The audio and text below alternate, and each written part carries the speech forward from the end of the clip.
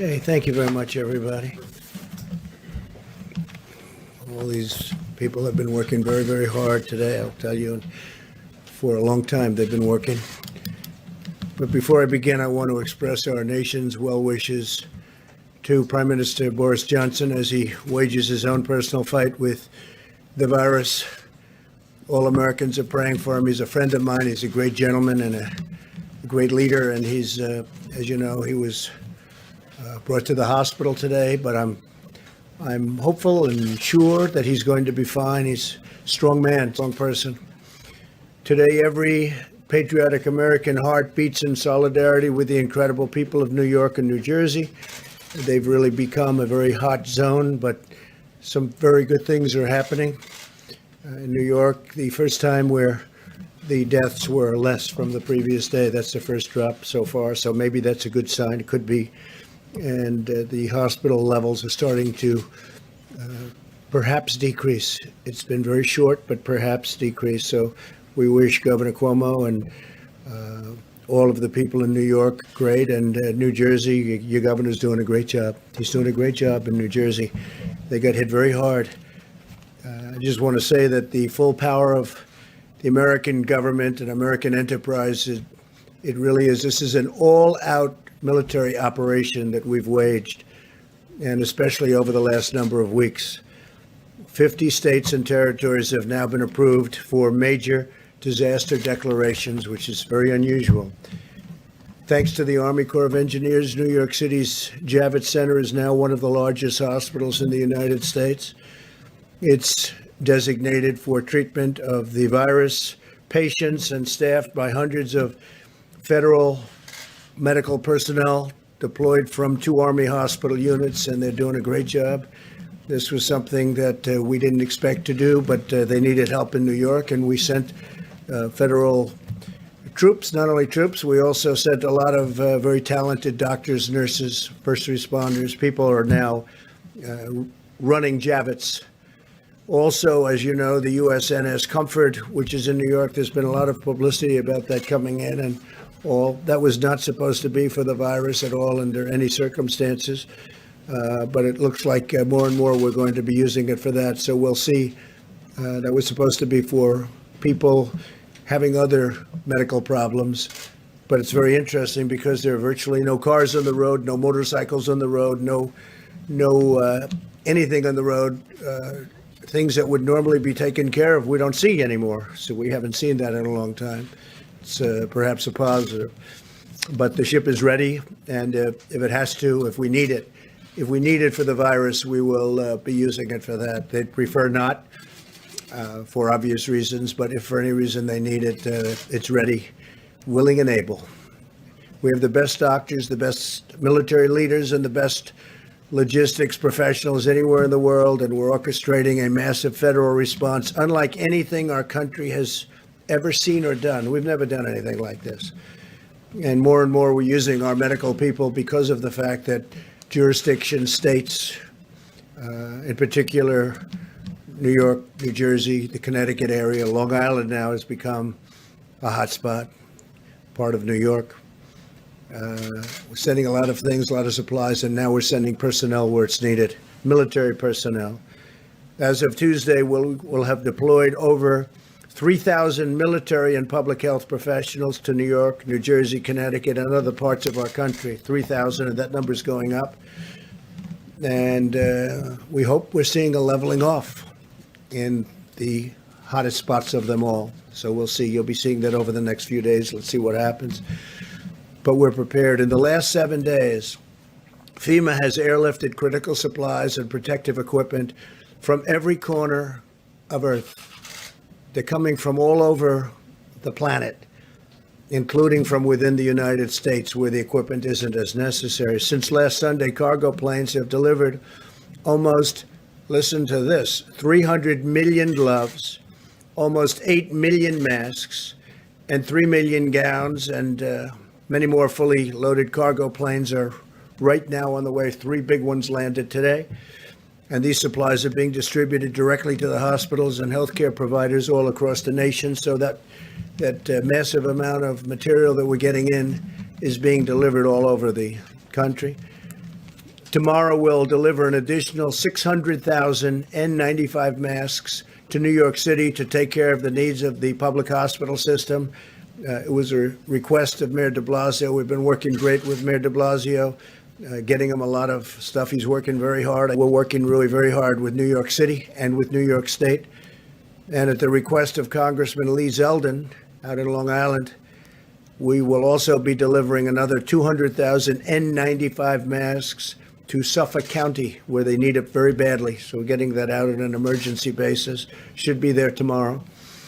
We'll also be deploying millions of N95 masks to other locations that Admiral Polovchak will detail shortly. The Admiral will be up in just a couple of minutes.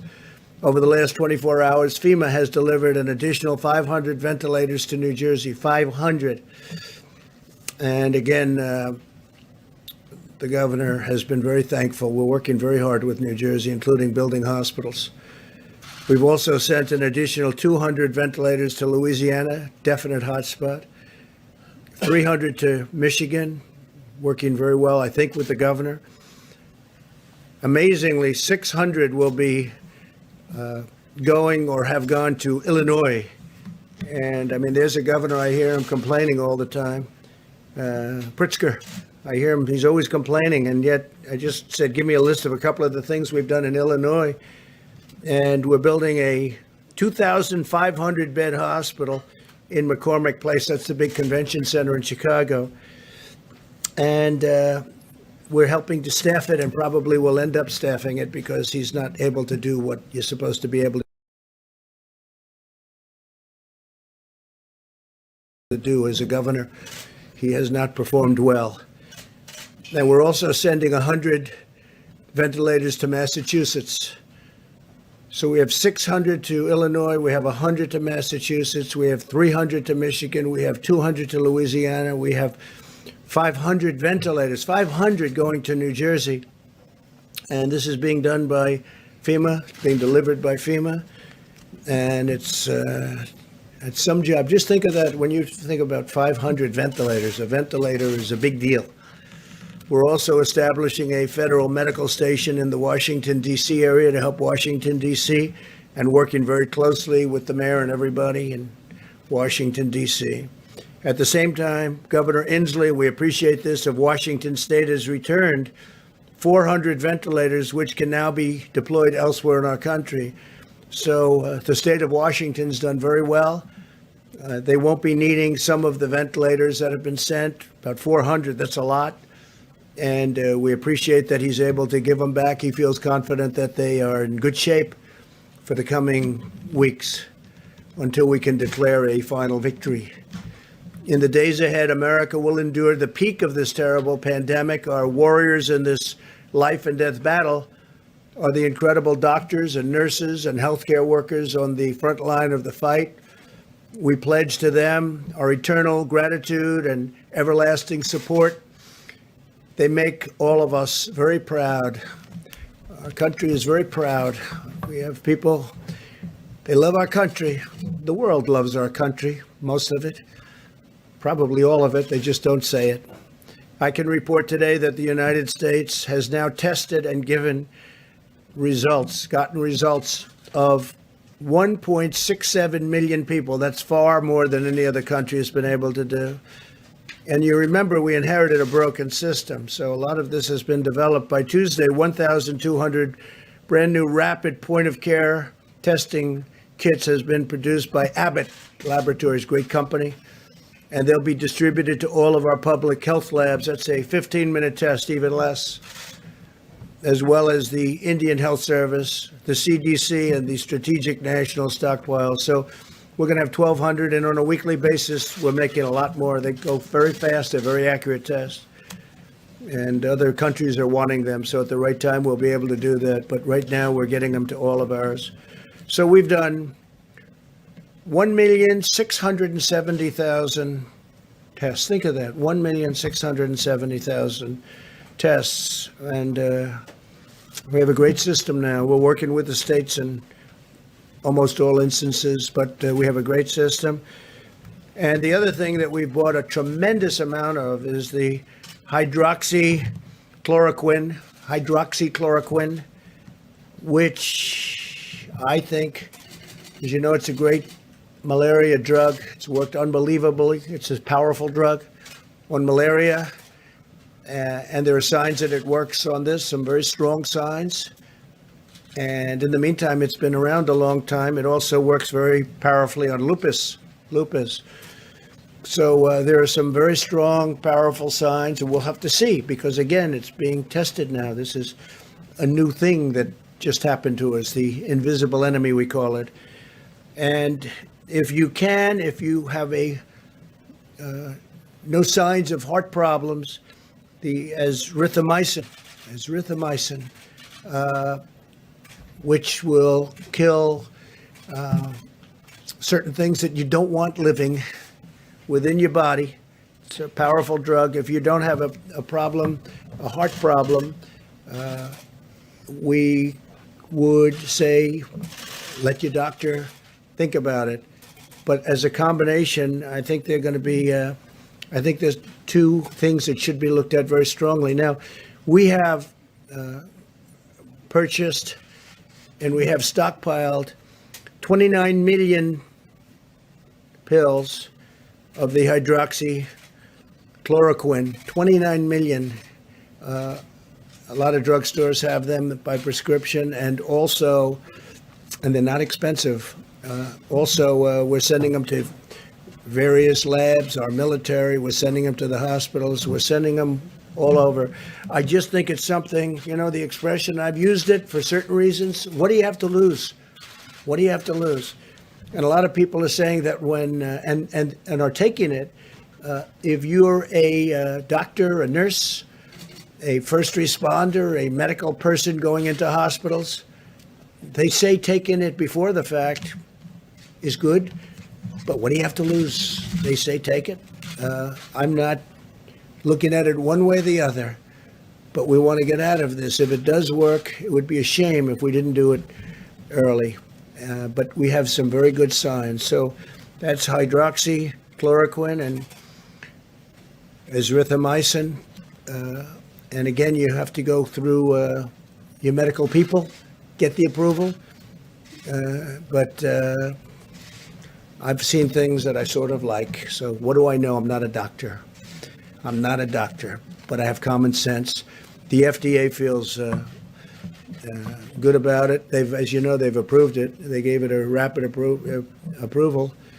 And the reason, because it's been out there for a long time, and they know the side effects, and they also know the potential. So based on that, we have sent it throughout the country. We have it stockpiled, about 29 million doses. 29 million doses. So we have a lot of it. We hope it works.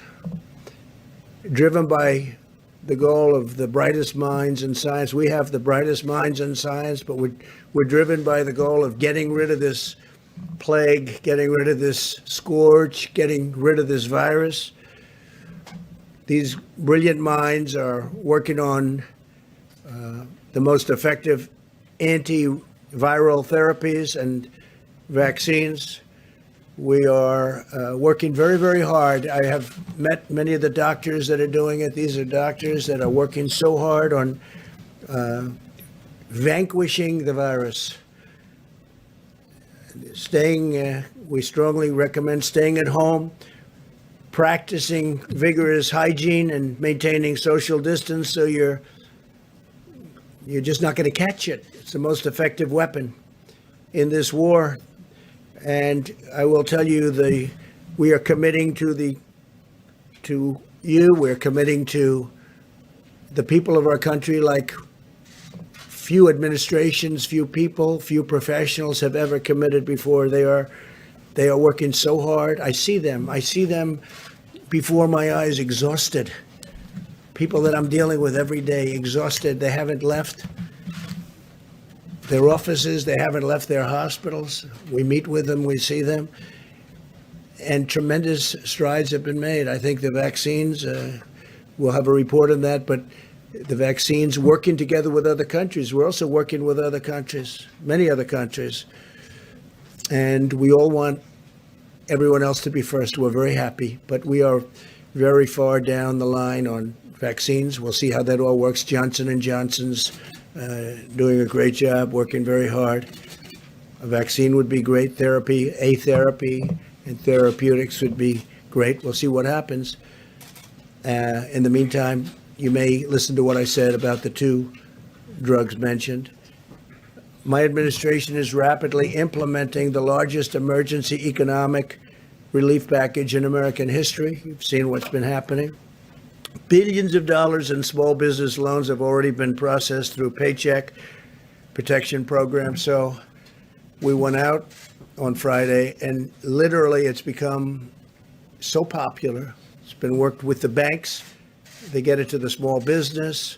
And it's all about employment. It's all about jobs. We want you to keep your jobs. Give small business funding to keep the workers on the payroll.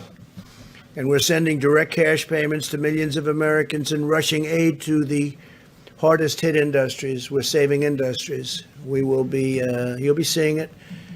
And if we do more, we're going to do more, and we're going to try and get directly to people that are hit so hard. But we're going to take care of our workers. We're going to take care of our citizens. We're going to take care of our small businesses. We're going to take care of our large businesses, the airplane industry, the airline industry, a lot of great industries that we have that are in trouble because of what took place over the last short period of time. These are industries that were doing better, for the most part, doing better than ever. The airlines were doing great. Oil was doing great, oil and gas, and the energy industry was doing phenomenally well and got hit like nobody's ever been hit before. Just about like no industry's ever been hit before. There's never been anything like this. But we see light at the end of the tunnel. Things are happening. Things are happening. We're starting to see light at the end of the tunnel. And hopefully in the not too distant future, we'll be very proud of the job we all did. Can never be happy when so many people are dying, but we're going to be very proud of the job we did to keep the death down to an absolute minimum, the least it could have happened with this terrible, terrible virus. In closing, I also want to note today is Palm Sunday and the beginning of Holy Week for Christians in America and all around the world. While we may be apart from one another, as you can see from our great churches, our great pastors and ministers are out there working very hard, but we may be apart. We can use this time to turn to reflection and prayer and our own personal relationship with God. I would ask that all Americans pray for the heroic doctors and nurses, for the truck drivers and grocery store workers, and for everyone fighting this battle. I had mentioned yesterday where I see the nurses rushing into hospitals, and they're putting on their outfits and they're putting on their masks and goggles in some cases. They're rushing into war. They're rushing into war. And I see people from apartment houses screaming and shouting and singing their praises. It's an incredible thing. They're warriors. These doctors and nurses, they're running into buildings and they're literally putting it on as the doors are opening. They're putting all their stuff in, running inside. And they're running inside to tremendous danger. Tremendous danger. But most of all, I'd like to ask for your prayers for the families who have lost loved ones. Ask God to comfort them in their hour of grief. It's a great hour of grief for our nation, for the world. This morning, I was talking 151. For 4 days, I said 151. 151 countries this morning. It's 182 countries. It jumped up a lot. So as of this morning, it's 182 countries are under attack from this monster.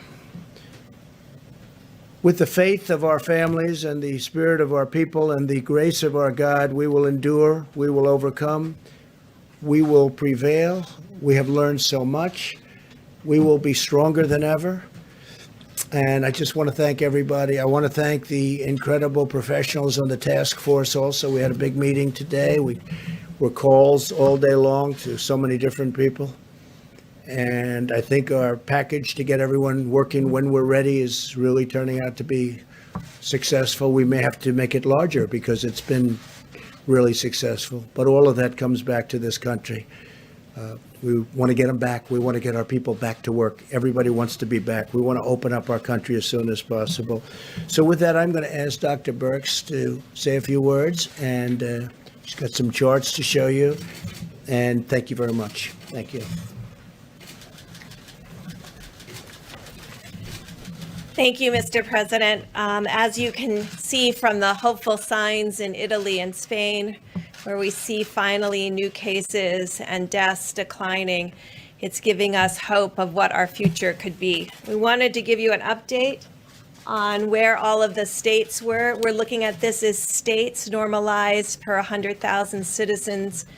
It looks very similar to last week. We wanted to update you. We've been covering throughout the week the states that were moving on this map. You can see very clearly where New York is as a state, although this is very much still centered in the New York metro area. New Jersey is the orange line. The green line is Louisiana. That's followed by Massachusetts, and then Connecticut and Michigan are together in those lines towards the bottom. And then, of course, Washington, D.C. is now visible on this map, which was not visible before. And the yellow line towards the bottom is Washington State. Next slide, please. So this just summarizes all of the states we're tracking very closely at the county level. So we're tracing and tracking not only the epidemic at the state level, but understanding what's happening in county by county with new cases and, of course, also the deaths. We're also triangulating that with all of the laboratory data. And just to tell you how we're kind of doing that, for New York, which you can see at the top, their serology is now about 36% positive. They were in the 40s. So day over day, their percent positive is finally starting to decline. New Jersey's is increasing, however. They're now up to 42% of the specimens that come to the laboratory are positive. Louisiana, 25%, Massachusetts, 20%, Connecticut and Michigan, 20%, District of Columbia, 15%, Washington, 8%, and then Illinois, Colorado are at about 16%. Pennsylvania, which is also new to the graphic, is at about 12%. Next slide, please. So if we could go back one, I'm sorry, we go back one slide, one more. All of the states here, those are 38 of the states. 38 of our states have less cases per 100,000. They are testing. Their laboratory results are consistent with that. Their seropositivity rate for their laboratories are less than 5%. So this is how we're tracking and triangulating both case reporting, mortality or fatalities, and also triangulating that with the laboratory. The New York metro area, New Jersey, Louisiana, and a series, and Washington State have all tested at a rate greater than Italy and Spain. I know many of you were tracking that. Remember, many of us, we pushed out a lot of those assays at the beginning over the last 2 to 3 weeks, and I want to just thank Admiral Giroir and HHS. It's been working very closely to make sure that the states that were having an outbreak had access to all of their assays. Next slide, please. And then next one. So just to give you an idea of how we're looking at this, we look at cases every day. I want to just thank my data team. They spend all evening compiling data. I get it about 2 o'clock in the morning. And it looks at all of these metro areas by their granular counties, so we can see the counties that have new cases. That also helps us identify the hospitals and understand what hospitals will need ventilators or PPE. So this is the Detroit area. It's Oakland and Detroit, Wayne County. Next slide. We also track mortality. It gives us insight into how many clients are in the ICU and need care. We want to make sure that we're meeting the needs both on cases and really appreciating the frontline healthcare workers that are really saving many people's lives. Next slide. This just gives you an idea from New Orleans. We are now also tracking St. John the Baptist Parish also, but this was New Orleans and Jefferson County, and really tracking those on a case-by-case basis to look for changes over time. And next slide is their mortality. And you can see it's starting to stabilize. So this is how we've been tracking and tracing the epidemic as it moves through states and counties and communities. But as we started, we just wanted to note again, we do see hopeful signs in Spain and Italy. They have completed nearly 4 weeks of mitigation with people really doing social distancing, staying at home, ensuring they were washing their hands. If they have to go out to the grocery store, they're extraordinarily careful. They send one person from the family. And so we can really see that beginning to work. And we're very hopeful that over the next week, although we'll see rising number of cases of people who lose their lives to this illness, we're also hopeful to see a stabilization of cases across these large metro areas where the outbreak began several weeks ago. So thank you for your attention. Thank you very much. Admiral, please. Thanks, sir.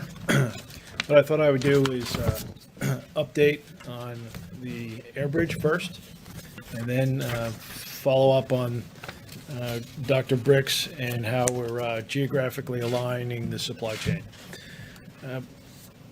So the air bridge, we had 3 additional flights come in today, bringing 1 million gowns, 2.8 million N95 masks, 2.8 million surgical masks, 11.8 million gloves, 18.6 thousand gowns on 3 flights. And that material will be pushed out across the nation, delivered to hospitals, nursing homes across the country. Dr. Bricks went through the geography. And so over the last few days, I've been aligning the supply chain to those areas, and then reaching down into those areas and extracting data from those areas on PPE burn rates. So, for example, I spent the weekend talking to the Chief Operating Officer of Detroit, Hakeem Berry, for example, then talked to the leadership at Detroit Medical Center, Audrey Gregory, talked to the health officer in Oakland County, Michigan, and then also with the Chicago health officer, Dr. Allison Arway. So reaching down to a level to understand their needs. So we're geographically aligning the supply chain, right? So you can see Dr. Bricks went through these counties, and we're getting down to the county level. And then aligning it by priorities of point of care. Public hospitals first, VA hospitals, private hospitals, nursing homes, first responders, acute care. So over the coming days, we will be making a push to the geographic areas that Dr. Bricks mentioned, increasing the volume through the supply chain to those areas to give them weeks, not just days worth of supply. Primarily using our industry partners that we are directing: Cardinal, McKesson, Medline, Owen Minor, Henry Schein, Concordance Healthcare, directing them to put product to the hospital door, the nursing home door, the first responders, directly to them. We're also working to push out millions of doses of hydroxychloroquine, right? We are working the distribution there to push the same thing to the same impacted areas, working it to get in the hospitals and to every pharmacy. And so my team is back there right now, working the arrangements to make that to the hospital front door and primarily to the local pharmacies, so doctor can write those prescriptions and you can get it prior to having to go to a hospital. Okay, great job. Thank you very much, Evan. Mike, please. Robert Wilkins, President. Thank you, Mr. President. I knew you didn't say it. Thank you, Mr. President, Mr. Vice President. My last appearance here, I mentioned that the President had given the Department of Veterans Affairs very specific instructions to be as aggressive as possible in response to the virus crisis, and not only to protect veterans, but also to help the American people. As many of you know, we have three primary missions at VA. One is to support veterans' health, the other is to provide veterans with benefits, and the third is memorial services. But we have a fourth mission, and that is to support the nation in times of national emergency, both in war and in peace. We provide a bridge from the federal government to the states and localities during these emergencies. As a result of that, I have ordered our veterans hospitals to begin preparing more than 1,500 beds to make them available both at the ICU and the acute care level to the states and localities across the country. As a result of that, we have opened up approximately 100 beds in the metropolitan New York area, in Brooklyn and in Manhattan, and East Orange, New Jersey. We will be informing the governor of Louisiana, John Bel Edwards, tomorrow that we will give him access to our VA Medical Center in Shreveport, Louisiana, to come to the aid of the people of the Pelican State. I've also given instructions to initiate the fourth mission in Michigan. We will be providing the people of Michigan access to hospital beds in both Ann Arbor and in Detroit. We've also provided a pharmaceutical trailer to be used by the governor of Michigan at Cobo Hall to support the citizens of Michigan who will be coming into that facility for medical care. We have also informed the Commonwealth of Massachusetts that we will be helping them in their efforts to protect their most vulnerable citizens in 2 of their nursing homes. So in accord with the President's instructions, the 400,000 men and women of the Department of Veterans Affairs are in this fight. We're in the fight not only for the 9.5 million veterans who are part of our service, but we are in the fight for the people of the United States. Thank you. Thank you. Thank you, Mr. President. And you all have just heard from several members of the President's White House Coronavirus Task Force, and we are truly blessed to have the kind of leadership that we have. Whether it be Admiral Polovchek, who is organizing the distribution of tens of millions of supplies, whether it be Dr. Birx and Dr. Fauci, or analyzing the data literally hour by hour, or whether it be that whole of government approach that you stood up, Mr. President, calling on every agency of government, including the VA, HHS, and every agency. I hope the American people know, at this President's direction, we are sparing no expense. We are doing whatever it takes. We're marshaling the full resources of the federal government to respond to the challenges facing communities impacted today by the coronavirus, and making sure every community in America has the support. We've also, as the President said so many times, we've forged a seamless partnership with states around the country. As the President just reflected, by this Tuesday, with another 840 military medical personnel arriving in New York City, there will be some 3,000 Department of Defense and HHS personnel on the ground to supplement and to provide relief to healthcare workers, really at the epicenter of the coronavirus in the New York City area. And you just heard the VA is opening up bed space. In New Jersey, I spoke at the President's urging today with Governor Murphy. 500 ventilators announced today being built on the supplies that we have already provided. We were able to coordinate with him to extend all federal coordination on testing in New Jersey through May the 30th, if the need is there, and also opening up VA beds. I spoke with Governor John Bel Edwards in Louisiana, and was encouraged to hear from him that, as you heard Dr. Birx say, that new cases were down slightly. In fact, we're seeing a trend of some leveling among all of the governors I spoke to today. And I know what the Secretary of the VA just announced about opening up VA facilities has been a priority for Governor Edwards, but I assured him we're going to continue to send resources and supplies and personnel to support their health care. In Michigan today, I spoke to both Governor Gretchen Whitmer and Mayor Mike Duggan of the city of Detroit. Governor Whitmer and I spoke about a new program in Detroit that will make hydrochloroquine available for 3,000 patients through the Henry Ford Hospital. They'll be tracking in a formal study the results of that. But at the president's urging, I assured her that we're more than prepared to make hydrochloroquine broadly available to pharmacies and doctors' offices across the Detroit area as they deem appropriate.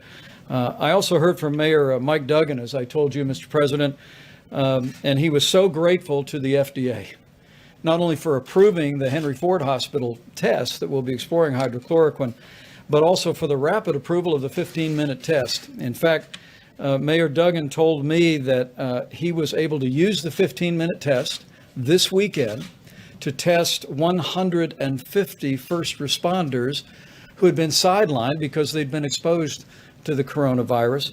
They all got the 15-minute test. They're all back in the line of duty, and the mayor couldn't have been more grateful. In Illinois, I spoke with Governor J.B. Pritzker, as well as Mayor Lori Lightfoot of Chicago. As you just heard, not only have we sent 600 ventilators to the state of Illinois, but I assured the governor, I assured the mayor that while the principal focus that we have in the next several days is on the rising cases in the greater New York City area and Louisiana, that Michigan and Illinois are in the forefront of our thinking, and at the president's direction, we're going to make sure the people of Illinois, people of Michigan have the resources, equipment, and support that they need. The governor did express great appreciation for the fact that our Army Corps of Engineers constructed 500 beds at McCormick Place, and before the end of this week would construct another 2,500 beds for an overflow healthcare facility in Chicago. In fact, Mr. President, Mayor Lightfoot told me that the Army Corps was just outstanding in constructing that extra bed space. As I close, let me just express, as the President did, our profound appreciation for Governor Kate Brown and Governor Jay Inslee. The state of Oregon and the state of Washington are leading by example. Oregon sent 140 ventilators to New York City. They looked at their circumstances and concluded that they could spare those at the point of the need. And because of the low and steady numbers in Washington state and in California, Governor Inslee today announced that they were sending 400 ventilators back to the strategic national stockpile, and those will be deployed at the point of the need.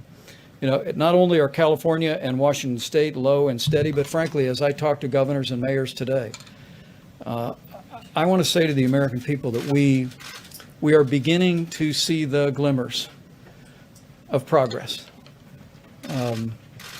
The experts will tell me not to jump to any conclusions, and I'm not, but like your president, I'm an optimistic person and I'm hopeful. And the truth is, we're starting to see cases and, most importantly, losses and hospitalizations begin to stabilize. But make no mistake about it, I want to say to the American people, if that holds, if that's happening, it's because of what all of you are doing. It's because the American people are putting into practice the coronavirus guidelines for America. You're listening to your state and local officials. You're practicing social distancing. You're using drive-throughs instead of going into restaurants. And so on behalf of your president and all of us, working really at every level, I just want to say thank you, America. Thank you for responding. Thank you for putting other people's lives in the forefront of your thinking, putting it again over and above your own inconvenience and difficulty. Because of your efforts, there is, as the president just said, light at the end of the tunnel. And I'm absolutely convinced with the continued cooperation, patience, persistence, and prayers of the American people, we'll get through this. And we'll get through this a lot sooner than we first thought it would take. Thank you. Mike, very much. Thank you. Mr. President. Yeah, Mr. President, if we start with the Admiral, if that's right for you, sir. I want to ask you about the air gap flights, sir. There were the 2 flights that came through, the 3 flights, where did they come from, sir? They came from Asia. Asia, okay. And then you were mentioning all these supplies being dropped off, the masks, the gowns, the hydrochloroquine. How are you guys making sure that there's not a run on these products? You know, you drop them off at Hospital A and that people just don't rush and go grab every mask, gown. And then a question for you, sir, after that. And so it's going to the loading dock, and there's an invoice. And so those people that are responsible for that loading dock and that invoice, they're going to make sure that there's not going to be a We're run not on the worried about back. a run on any of these. Okay. Thank you, sir. I appreciate that. Mr. President, first, did you have a We chance? do get orders for a lot more than sometimes we think an area needs.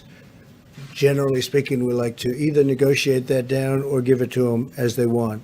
So we've had a lot of orders that we think are high, but we generally like, if we have, for instance, with the medicines and with other things, we like to give it to them.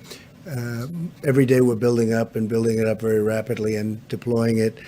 But we do get orders from some of these states where we don't think they need it. We try and get it for them what they want anyway. Okay, go ahead. And then, you mentioned the Prime Minister off the top. Have you had a chance to Yes. speak to him today, sir? I didn't speak to him, no. I did get a call from the ambassador.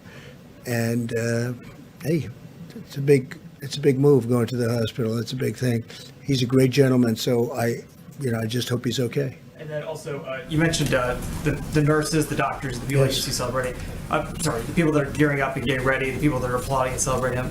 Has there been any talk on any level whatsoever of some sort of either compensation fund or protection for nurses, doctors? Because there's been a lot of fear. There's been some people that said, I can't risk my family's livelihood. I can't go back to the ER. Has there been any Well, we're discussion? talking about it, and we're talking about doing something for them, but we're really looking at the conclusion. We don't want to focus on that now. They're incredible. They're not saying we're not doing it. They go in with good equipment, with great equipment, and with stuff that's not so good. And sometimes they catch it wearing the best stuff you can buy, brand new, the best stuff. This is a very tough enemy.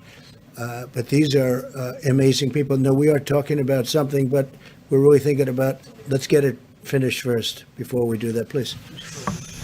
The Surgeon General this morning was talking about the coming week being among the hardest and saddest weeks of our lives. He was talking about this being our Pearl Harbor, our 9/11 moment. You all are talking about glimmers of hope and stabilization. How are the American people supposed to bridge those different descriptions that they're getting from this administration? I don't think they're so different. I think we all know that we have to reach a certain point, and that point is going to be a horrific point in terms of death. But it's also a point at which things are going to start changing. We're getting very close to that level right now, and the next week and a half, 2 weeks are going to be, I think they're going to be very difficult. At the same time, we understand what they represent and what that time represents, and hopefully we can get this over with, because this is a very horrible thing for the world. And look, we're one country out of 182 now that have 182 countries. I have a friend of mine said he didn't know we had so many countries in the world. 182 countries are now affected by this. So we want to get it over with. Okay, please. Those numbers, sir, could I just ask one follow-up Yes. on those numbers that you were talking about earlier? How does that change the projections that you were making earlier this week of 100 to 1,000 Well, to 240? we hope we can stay under those numbers. Those are numbers of death, and we hope we can stay under those numbers. That would be terrific, and as far under those numbers as possible. Now, if we did nothing, you know that number too. But the American people really stepped up. So did the professionals. They just really stepped up. So we're hoping to stay under those numbers. And that means the minimum and the maximum, but we're hoping to stay under the minimum number. You know what that number was. Right, but do the numbers that you were talking about today, have they changed those projections? I would say the answer is yes, but I would also say that we're not going to know really in terms of a final toll until we get out to the end. And we're possibly not so far away. We're getting closer. But it's our goal to stay as far under that minimum number, the minimum number as possible. Okay? That's what we want to do. Go ahead. Mr. President, as President of the United States, your words carry enormous weight in this country and around the world. And while you acknowledge you're not a physician, You do promote these medicines extensively here. How do you not go so far as to be giving medical advice? And you said yesterday you might take some of these medicines even though you don't have symptoms. Are you still planning to do that? And how do you calibrate being enthusiastic Yeah. and not playing doctor? Because I want people to live, and I'm seeing people dying. And I've seen people that are going to die without it. And you know the expression, when that's happening, they should do it. What really do we have to lose? We also have, this medicine's been tested for many years for malaria and for lupus, so it's been out there. So it's a very strong, powerful medicine, but it doesn't kill people. We have some very good results and some very good tests. You've seen the same test that I have. In France, they had a very good test. They're continuing. But we don't have time to go and say, gee, let's take a couple of years and test it out. And let's go and test with the test tubes and the laboratories. We don't have time. I'd love to do that.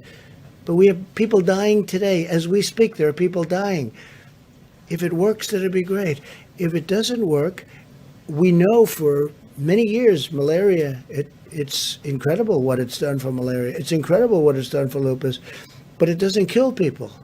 That's one of the things with a vaccine. When we have a vaccine, we have to do tests, because when you inject that vaccine, when they take whatever it is they have to take, we have to make sure it doesn't have a horrible impact, destroy somebody. It could.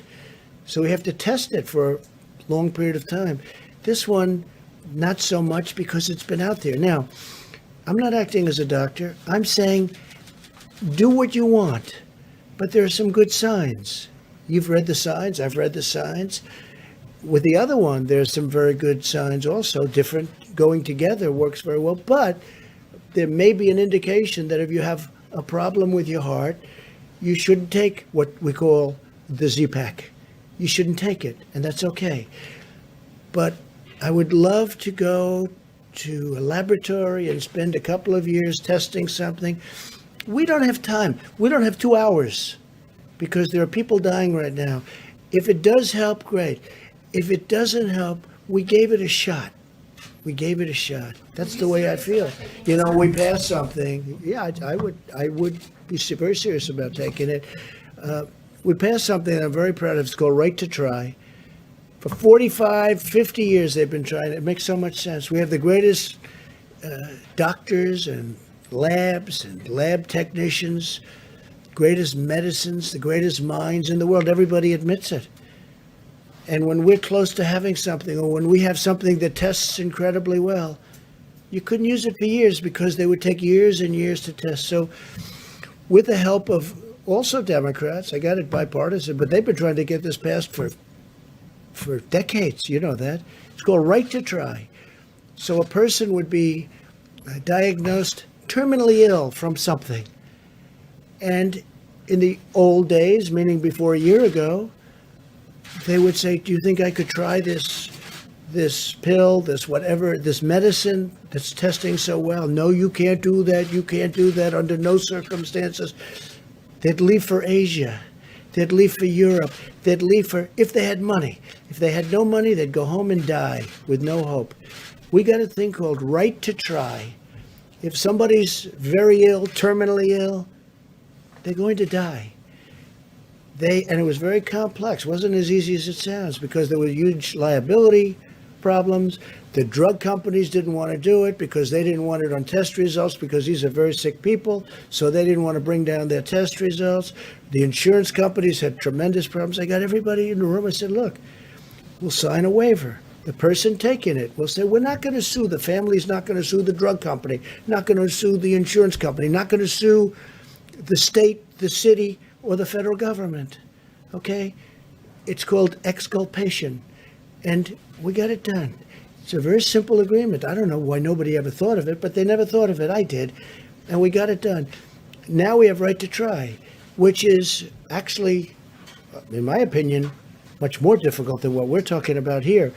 But if there's a medicine or something, a possible cure or something that's looking good, and somebody has something they're going to die or they're very sick, they take it. And you know, we've had some unbelievable results Unbelievable results. And it also gives the people hope. Yes, please. Mr. President, the doctors who are treating coronavirus patients, they have the medical expertise to determine whether or not they should prescribe hydroxychloroquine. And many of them And do. there are already clinical trials in place looking at hydroxychloroquine. Sure. So They should be why finished in not- about a year. Why not just let the science speak for itself? Why are you promoting this drug? I'm not. I'm just You saying, come very out here- simply, I'm not at all. I'm not. Look, you know what I'm trying to do? I'm Well, trying you to save come out here lives. every day, right, sir, talking about the benefits of I want them to hydroxychloroquine. try it, and it may work and it may not work. But if it doesn't work, it's nothing lost by doing it, nothing. Because we know long-term what I want to save lives.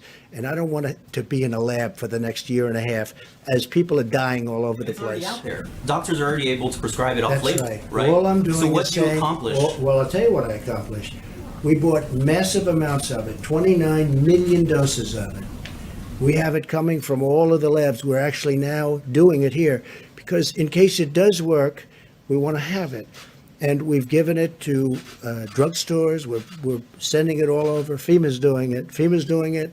We're doing it through different channels, many different channels, including the companies that make it. It's a very special thing. Now, it may not work, in which case, hey, it didn't work.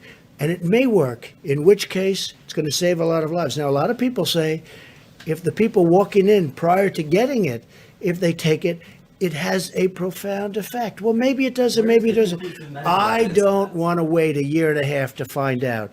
And only CNN would ask that question. Fake news. Go ahead. Sir, I have one for Bunch you of on oil, but fakers. first I was hoping to ask Dr. Burks a question. The president just said that, based on the most recent data, that you've seen some change in the projection. I'm wondering if you could, you obviously have a week's more worth of data since the sort of 100,000 to 240,000 potential death figures that you gave us last week. So I'm wondering, with all the caveats that this is sort of based on continuing social distancing and that we might see, if one city pops, things could change dramatically. What are the sort of range that you're now looking at in terms of total death impact?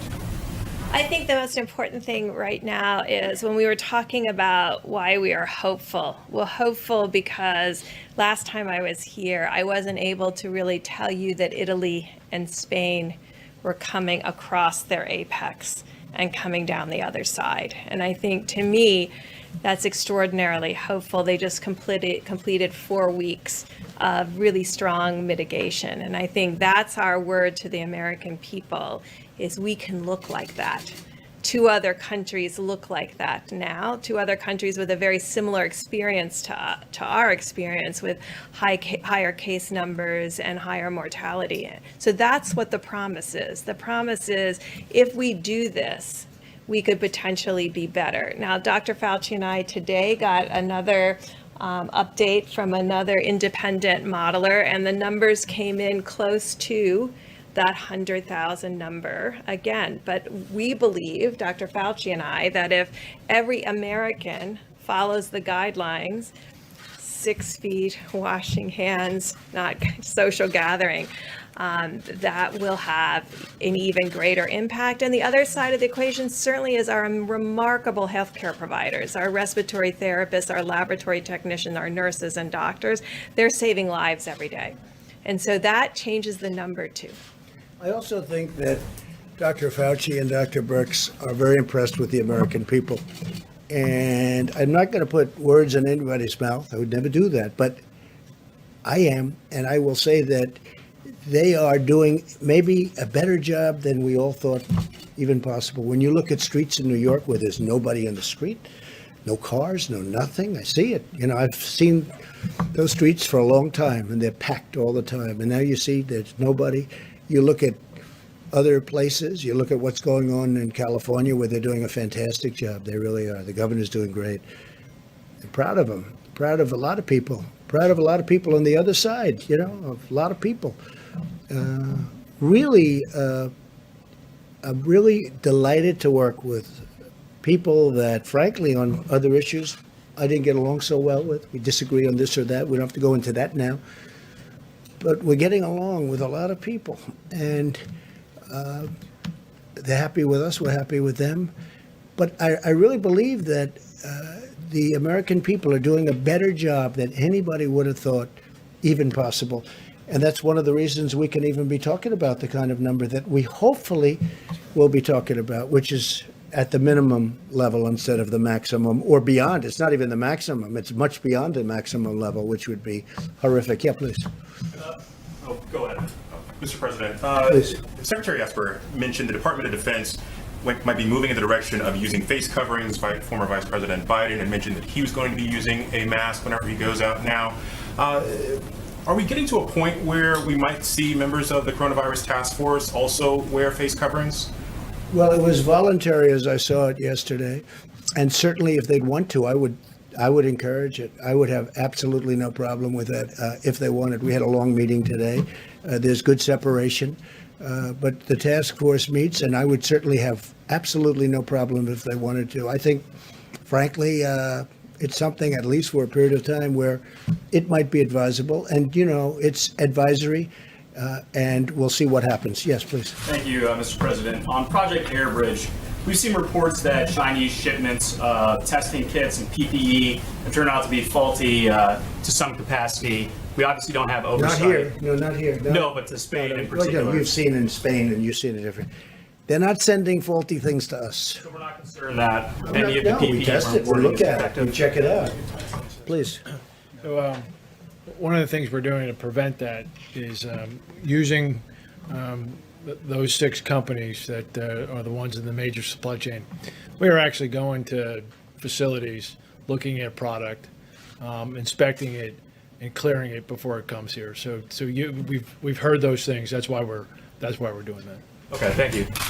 A follow-up for the doctors if And we're also sending it to from other locations. Right. And when it comes to the ventilators, which are very complex, we have now under construction, literally thousands of ventilators. But so far, I think our projections on ventilators have been right. They've been correct. Did you have something for who? Well, for yourself and for Dr. Birx and Dr. Fauci, if they want to take a crack at it. Some of the models that you guys are using, the IHME model in particular, has been very accurate when it comes to projecting deaths over the last couple of days. But there's a couple of other metrics that they seem to be pretty far off on, specifically hospital beds. Are you guys, happy with the models you're currently using? Is there any need to adjust those? Well, it's turning out that we need less hospital beds. Right. That's what you're talking about. And that's what we may have models, but we've been sort of saying that. In New York, we were saying, we think you're going to need less. Now, let's hope that continues. But right now, I heard Governor Cuomo this morning, and he was saying less hospital beds, also less death. That was a very big thing. First time, less death today than yesterday, right? That's a big thing. But also less hospital beds. That means less patients, because basically it's less patients. And we were saying that. And it also means less ventilators. So there's a lot of not a very positive things happening. Okay, please. Thank you, sir. With Prime Minister Johnson hospitalized, Yes. I noticed a few minutes ago you were standing right next to Vice President Pence. Are you considering staying away from each other just to make sure that we have continuity of government in the executive branch? We have this tiny platform, and I'd love it to be wider. You're staying away from each other. Mike, you were tested? Yes, sir. Okay, like recently, so was I a couple of days ago. You keep interacting with We are, groups of we people. are, we are, here we are on this platform. And, but I get next to him, I don't breathe. I'm only kidding. We are sometimes forced into positions that I'd rather be away, but it's you're all looking for questions. Mike's a very big part of this. I am. It's very difficult maintaining like this distance on this little area. I just wanted to ask really quickly, under what circumstances you would consider leveling tariffs on imports of oil to the United States? Well, if the oil price stays the way it is because of people that really want to see it go up. When I say we want to save a great industry, that we built a great industry in this country. If they don't get along, I would do that. Yeah, I would do tariffs. very substantial tariffs, because we're independent now. We have our own oil. And if I did the tariffs, we essentially would be saying, we don't want foreign oil. We don't want any foreign oil. We're just going to use our oil. And that would help to save an industry. And, it's become a tremendous job producer. And it's great to be independent. We're independent. Our energy is now independent. We produce more oil and gas than anybody else, than any other country. And that all took place over the very recent time. Now, in the meantime, I'm seeing $91 cents a gallon out on the road. Okay, a lot of people are happy. I see very inexpensive jet fuel. We're trying to save the airline industry, but I want to save our great energy industry, and that's what we're doing. Yeah, so I would absolutely do that. And what we'll do, the price will still be very low, but what we'll do is we'll save, and very importantly, we'll save tens of thousands of jobs. One of the other things we're doing is having oil shipped to our strategic oil reserves, okay? And, we're buying it for the right price, and we're shipping it. In some cases, we're storing it for nothing. They're there. We're filling up our reserves with this very inexpensive oil. Nobody thought they'd ever see a price. This is like from the 1950s, where they had big dollars, okay? So, no, I would use tariffs if I had to. I don't think I'm going to have to, because Russia doesn't benefit by having this, and Saudi Arabia doesn't benefit by having. Oil and gas are their major sources of income. So it's obviously very bad for them. But we have an industry that's a very important industry, and it's really formed beautifully. It was the virus that killed it, because what happened is it's down 40% from the day this happened, 40%. Otherwise, it would be doing phenomenally well. So that's it, yeah.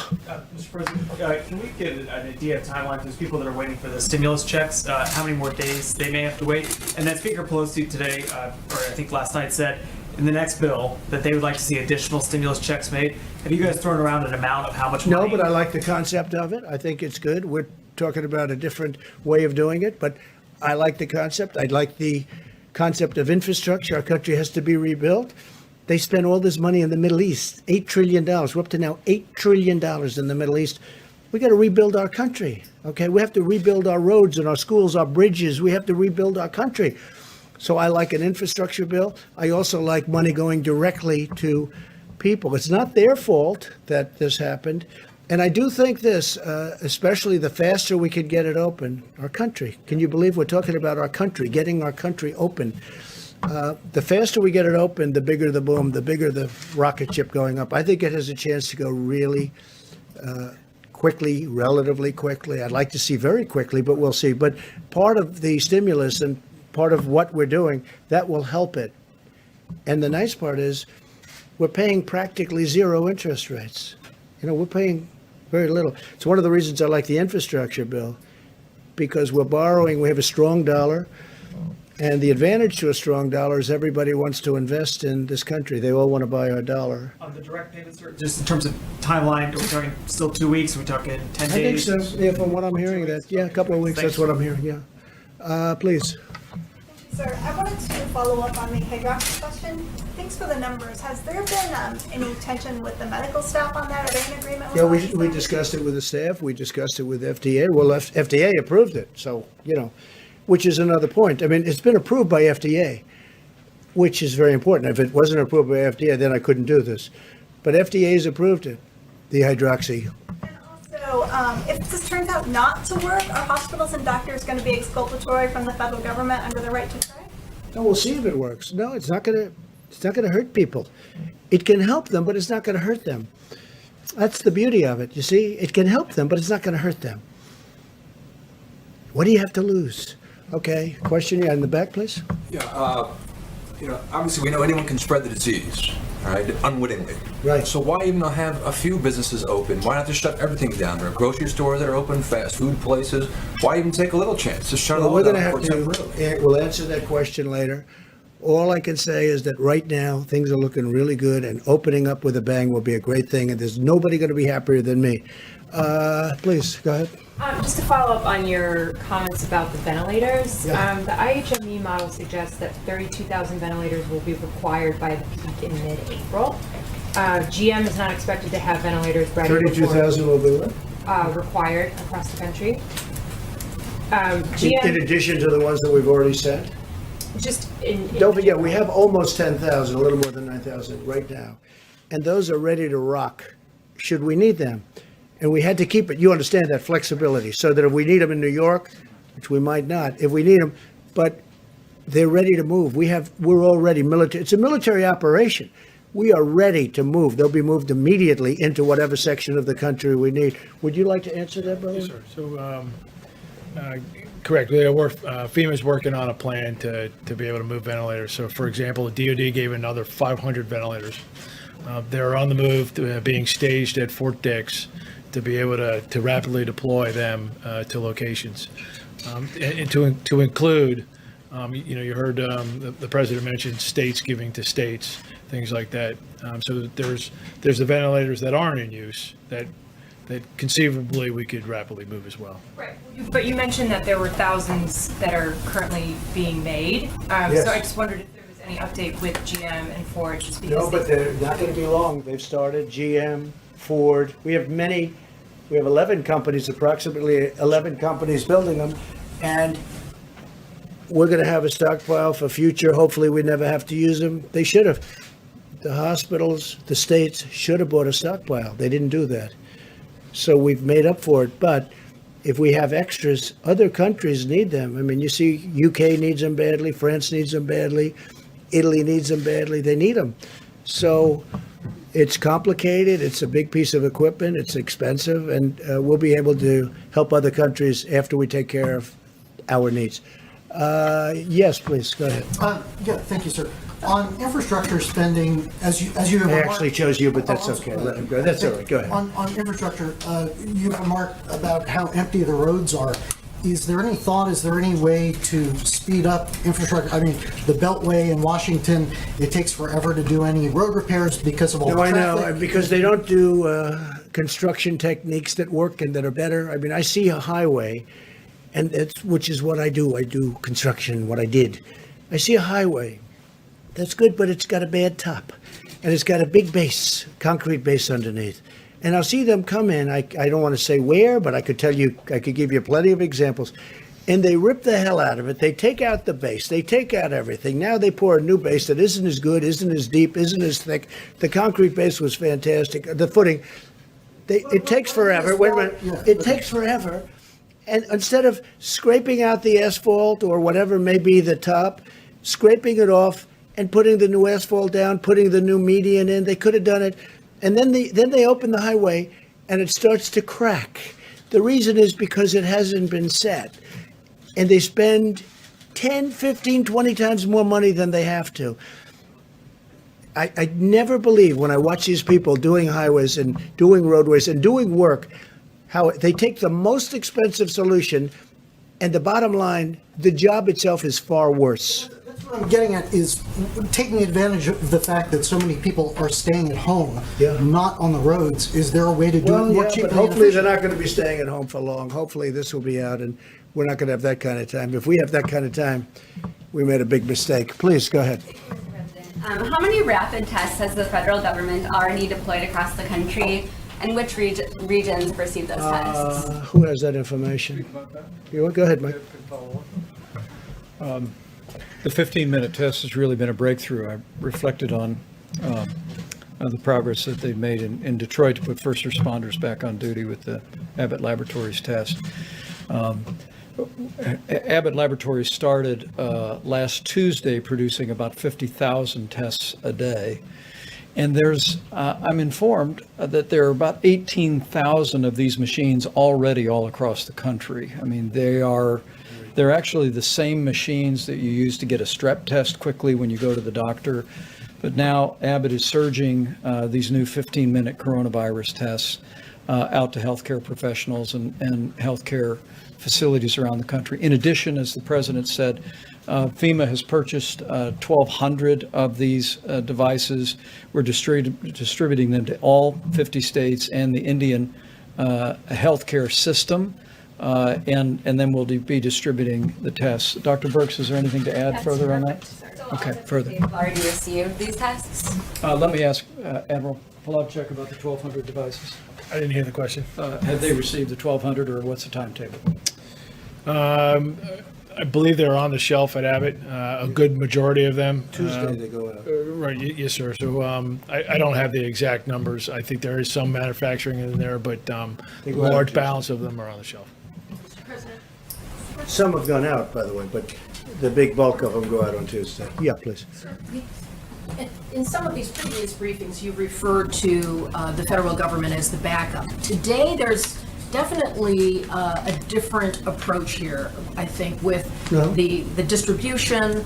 You know, the sense of it in listening to your presentation today is that you are embracing taking a leader role for distribution. Is there a change? No, there's not a change, but we're supposed to be the backup. But like in Illinois, the governor couldn't do his job. So we had to help him. We're sending 600 ventilators. We're building a hospital in McCormick Place. So we have some people that we're not able to do. We have other people that needed a little help. In New York, we had to give a lot of help, but we worked very well with Governor Cuomo and with Mayor de Blasio. But no, we are meant to be the backup, but we've taken on a much bigger role than that, and that's okay. I have no objection to it. Now, in some cases, it's worked so well where they're actually now seeing they think they're over the big problem, and they're actually calling us and they're saying, you can take your equipment back now. But we're really deployed as a backup, but I feel we're much more than that. They've done a much better job. I will say this, I don't think that the people that have represented this country, the federal government, whether it's the admiral and the generals and all of the people that we call to the fore, they're heroes for what they've done. What they've been able to do in a short period of time, they took a system that was broken, just like we did the military. Our military was broken. Our military was depleted, and it was broken, and we've rebuilt our military. We've rebuilt this whole system, too. And in a way, Kelly, I appreciate your question because you're hearing all of the things that the millions of masks, the hundreds of thousands of gowns, and they're surgical, they're protective gowns at the highest level. We're getting it to the various states. And most of the governors are very happy. Now, a lot of times, it's politics. Maybe I do the same thing. I don't know, but they'll try and act not so happy. I will tell you, when I speak to them or when Vice President speaks to them, they're singing the praises of all of these people. So I always take umbrage when somebody says something about what we've done. Now, to do this should have taken, to do what we've been able to do and to build it to a level, should have taken a year, should have taken 2 years. They did it in a matter of weeks. And we're helping states. No, it's them. As an example, New York had the right to buy 16,000 ventilators. They could have bought them. They didn't. I understand why they didn't. It was a very expensive purchase, very expensive, and that's a lot, 16,000. And they chose to do something else with their money. I understand that. The problem is when something like this comes along, which you don't expect. Look, 1917, that's a long time ago. Perhaps 100 million people died. It's a long time ago. So people don't think it's going to happen. I would have frankly, did anybody in this room think a thing like this could happen? But it happened. And we built up a force. This is a military operation, as it turned out. It really is with FEMA, with the Army Corps of Engineers. Army Corps of Engineers, and you were very gracious on that point. The Army Corps of Engineers building 2,500 units of beds and everything else. Now, and then Governor Cuomo called, and he wanted it to go COVID, meaning for the problem. And we said, well, it wasn't supposed to be that way, but we want to get it done. And we moved military personnel. So now military personnel are operating it. And I'll tell you what's good. It hasn't been very full. That's a good thing, not a bad thing. It hasn't been. Now, maybe over the next week, something will happen. But it hasn't been. But we have, because it's better than the other alternative where we run out. But they built actually 2,900 beds. And we have also, we built 4 medical centers in New York. We built 4 hospitals, 4 medical centers, and a lot more than that. It's such an honor to have done it. But the people that did it are amazing, and they have to be appreciated by the states. Not me. They don't have to appreciate me at all. I don't care about me. They have to appreciate the generals, the admirals, the doctors, the nurses. I mean, we're bringing now 3,000 people in that are medical professionals that are coming from all over the country to help New York City, help New York State, and help many other places. I just think it's incredible what they've done, and I don't think that they've been appreciated. Me, you can forget about. Me, you can forget. Yeah, I actually mean it. They have to be appreciated. Go in the back, please. That you see in the lights at the end of the tunnel. And yesterday you said... I do. I see light at the end of the tunnel. If I didn't, yes. I would not be very thrilled with what we've done. No, I see light at the end of the tunnel. I think indications are some of the numbers coming out today. I think, we had a very good meeting today. We're seeing things that we don't even report because we think it's too early to report. No, I think, we're seeing things happen that are very good. And we also know, all of us, including the medical professionals, that we have to open our country up. We have to open our country up. No country was designed for this. Will you close it? We're in the midst of the greatest economic boom in history for any country. Our country had the greatest economic boom in history. We had the most people working that we've ever had, almost 160 million people. And then from 160 million, they want nobody to leave their house. You could use the term cold turkey, right? That's called cold turkey. A country's not designed, this country is not designed for that. We have to get our country back. And I think it's going to come back, and I hope it's going to come back very quickly. Sir, since Yeah, please, go ahead. Sir, the First Lady has been tweeting encouraging people to wear face masks. That's good. Has she been No, talking she to you feels that about way. this, encouraging you to wear one? She feels that I would wear one. I mean, I just generally am not in a, would you like me to wear one right now and answering your question? That would be a little awkward, I guess. But no, I mean, I would wear one if I thought it was important. She thinks, she likes the idea of wearing it. Yeah, she does. A lot of people do. Again, it's a recommendation, and I understand that recommendation, and I'm okay with it. What about your family in New York? Are they going to be wearing them? Are you encouraging them to wear them? Wouldn't be surprised. Can we hear from Dr. Fauci, Mr. President? Sure. What would you like to know? If we're going into this most difficult of times, how can the American people sort of emotionally prepare for that?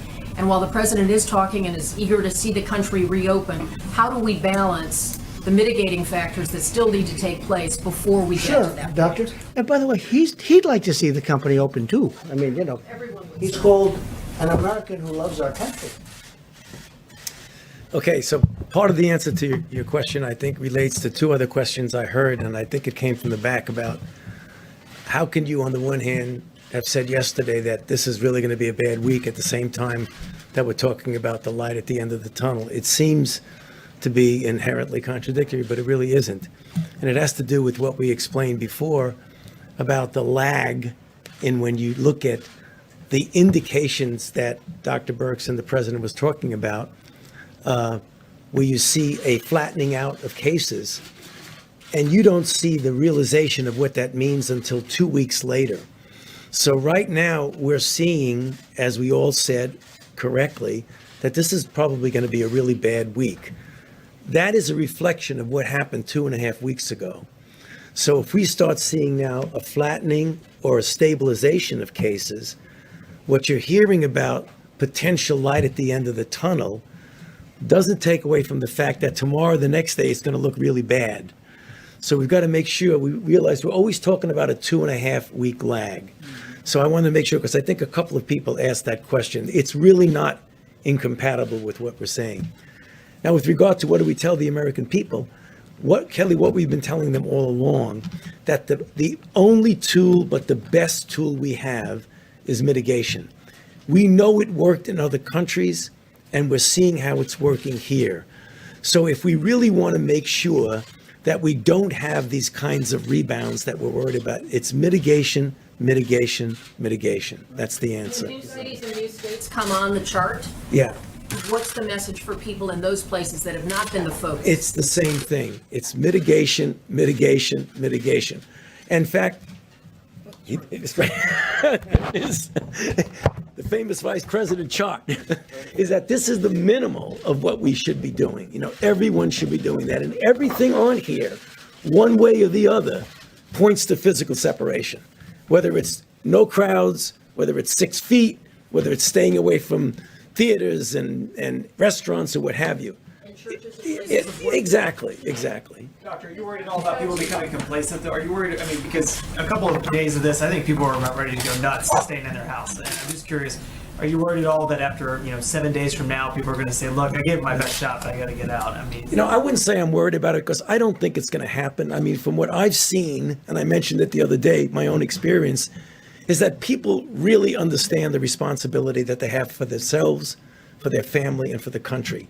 So this is about all of us. This isn't just about us, because if everybody does their part, you are going to not have those kind of rebounds that we're worried about. Dr. Fauci, how many cases do you think there are currently in the United States? There's 330,000 more confirmed cases. How many asymptomatic, given what we've learned? You know, we don't know, and even among us, good friends that we are, we differ about that. I mean, it's somewhere between 25 and 50%. Yeah, in other words, about the people that are out there, yeah. And trust me, that is a estimate. I don't have any scientific data yet to say that. You know when we'll get the scientific data?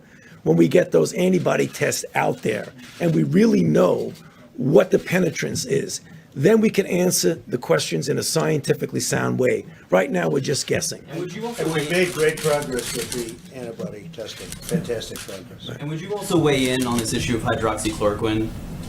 What do you think about this, and what is the medical evidence? That question? Yeah. Maybe 15 times. You don't have to ask. He's your medical expert, correct? He's answered that question 15 times. Dr. Fauci, why are you not wearing a face mask? What do you mean? Why am I not wearing a face mask now? Okay, there are a couple of reasons. One of them is that in fact, the major reason to wear a face mask is to protect you from infecting you. I had my test yesterday and it's negative. Okay. That's a very good answer. All right, I think that really could be it. That was I love that answer, especially on the face mask. I thought it was very good. Go ahead. Sir, on the equipment issue, records show that federal agencies did not begin. Oh, stop it. Who are you with? By the way, who are you with? Who are you with? The Associated Press. Agencies did begin bulk purchases of respirators and Are you ready? masks Are you ready? until mid-March. Let me just answer your question, because I know exactly, same question you ask all the time. Ready? They have done an unbelievable job in delivering for the Associated Press, which is, not so great. Not like it used to be. The people that you're looking at, FEMA, the military, what they've done is a miracle. What they've done is a miracle in getting all of this stuff. What they've done for states is incredible. And you should be thanking them for what they've done, not always asking wise guy questions. Thank you very much, everybody. Thank you.